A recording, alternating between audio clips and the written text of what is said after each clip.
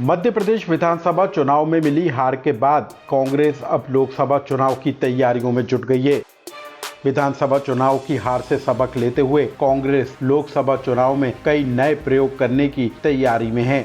आज दिल्ली में हुई कांग्रेस की बैठक में तय हुआ कि लोकसभा चुनाव के लिए उम्मीदवारों का ऐलान जल्द कर दिया जाएगा।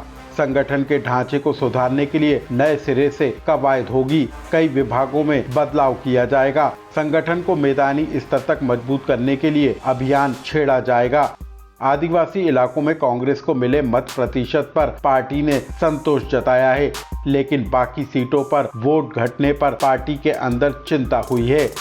कांग्रेस अध्यक्ष मल्लिकार्जुन खड़गे ने प्रदेश इकाई को निर्देश दिए हैं कि संगठन के ढांचे में बदलाव कर उसे मजबूती देने का काम किया जाए। साथ ही बीजेपी और कांग्रेस को विधानसभा चुनाव में मिले वोटों पर भी बैठक में समीक्षा की गई। लगभग 8% वोटों के अंतर पर बैठक में चिंता जाहिर की गई। इस अंतर को कैसे कम किया जाए, इसको लेकर आने वाले दिनों में रणनीति बनाकर उसे क्रियान्वित करना होगा।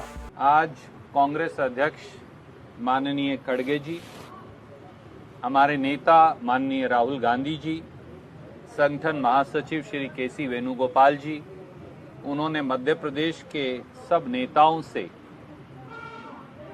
चुनाव के नतीजे के बारे में तफसील से विश्लेषण किया।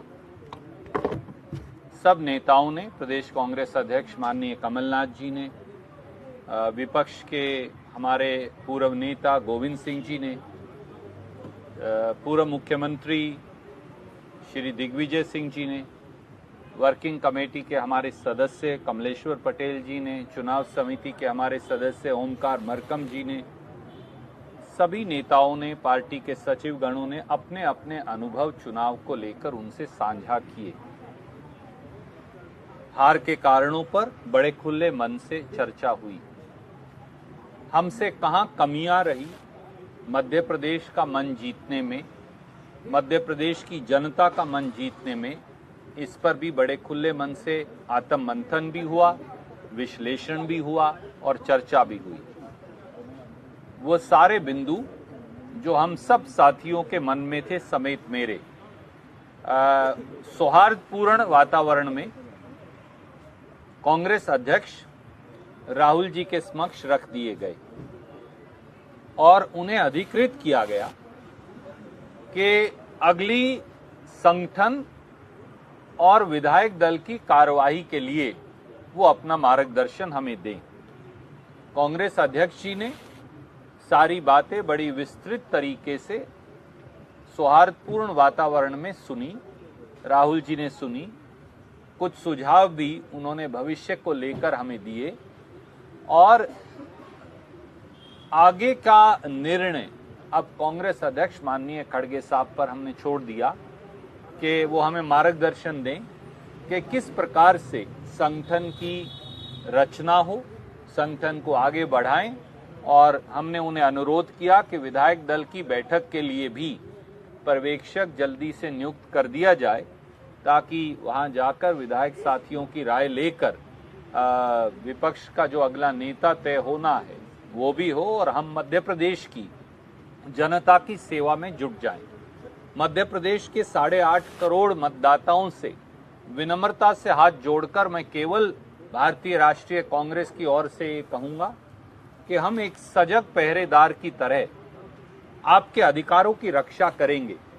हमारे आदिवासी भाई बहन हों, हमारे पिछड़े साथी हों वर्गों के, हमारे दलित साथी हों, गरीब हों, युवा हों, महिलाएं हों, भारतीय जनता पार्टी ने जो अनेकों वादे किए थे, हम एक पहरेदार के तौर पर यह सुनिश्चित करेंगे कि विधानसभा के अंदर और बाहर वो लागू हों।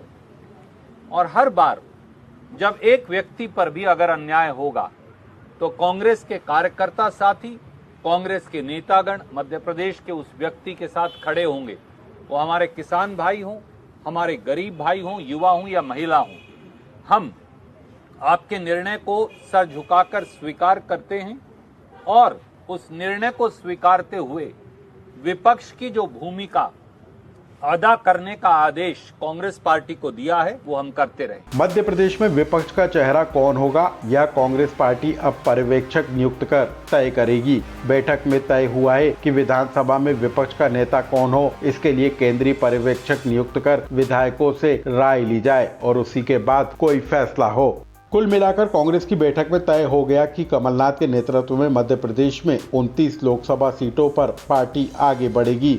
हालांकि मध्य प्रदेश की हार का बारीकी से परीक्षण करने के बाद पार्टी आने वाले दिनों में कोई फैसला लेगी, लेकिन फिलहाल कांग्रेस के सामने चुनौती लोकसभा चुनाव में मध्य प्रदेश की 29 सीटों को लेकर है और यही वजह है कि अब चुनाव से सबक लेते हुए लोकसभा चुनाव में बीजेपी के फार्मूले को अपनाते हुए कांग्रेस पार्टी पहले उम्मीदवार घोषित करेगी और उसके बाद पार्टी की रीति नीति लेकर जनता के बीच जाएगी।